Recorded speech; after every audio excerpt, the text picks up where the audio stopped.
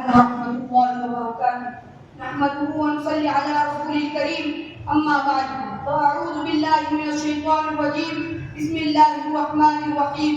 قل هو الله أحد الله الصمد لم يلد ولم يولد ولم يكن له كفوا أحد. محترم بزرگوں اور بھائیوں، میں نے ابھی آپ کے سامنے قرآن پاک کی ایک سورت تلاوت کی ہے، جس کا مطلب و مفہوم یہ ہے کہ اے نبی صلی اللہ علیہ وسلم کہہ دو اللہ ایک ہے، اللہ بے نیاز ہے، اس نے کسی کو دینا اور نہ دینا گیا اور کوئی اس کا ہمسر نہیں ہے۔ محترم بزرگوں اور بھائیوں، جب ہم کسی مشین کو دیکھتے ہیں تو اسے کہتے ہیں اسے کسی انسان نے بنایا ہے، یہ اپنے آپ نہیں بن گئی، حالانکہ بنانے والے کو ہم نے نہیں دیکھا۔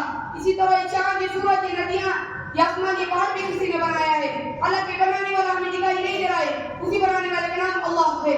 کسی اسکول کے لوگ پرنسپل تو اسکول کا نظام نہیں چل سکتا، پہلا کچھ حکم ملے گا، دوسرا حکم ملے گا۔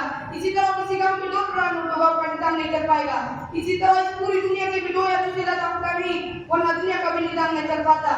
یہ چاند، یہ سورج، یہ زمین، یہ آسمان سب اپنے اپنے کام کو پابندی سے کر رہے ہیں۔ اس سے پتہ چلتا ہے کہ ان سب کا مالک ایک ہی ہے اور وہ اللہ رب العزت ہے۔ اس لیے ہم مسلمان صرف اللہ کو مانتے ہیں اور کلمہ لا الہ الا اللہ محمد رسول اللہ پر ایمان رکھتے ہیں۔ اللہ کے سوا کوئی معبود نہیں اور حضرت محمد صلی اللہ علیہ وسلم اللہ کے رسول ہے، یعنی تمام انسان پہنچانے والی کام کو بنانے اور بگاڑنے والی ذات صرف اللہ کی ہے۔ کسی بھی انسان یا دوسرے کا اس میں کوئی دخل نہیں ہے۔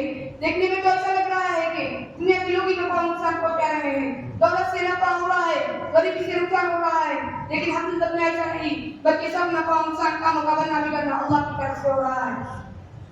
ایک چھٹی نے کاغذ پر قلم چلتے ہوئے دیکھا اور کہا کہ قلم لکھ رہا ہے، جبکہ لکھنے کے کام کو آدمی کر رہا تھا، چھٹی کو آدمی نظر نہیں آیا۔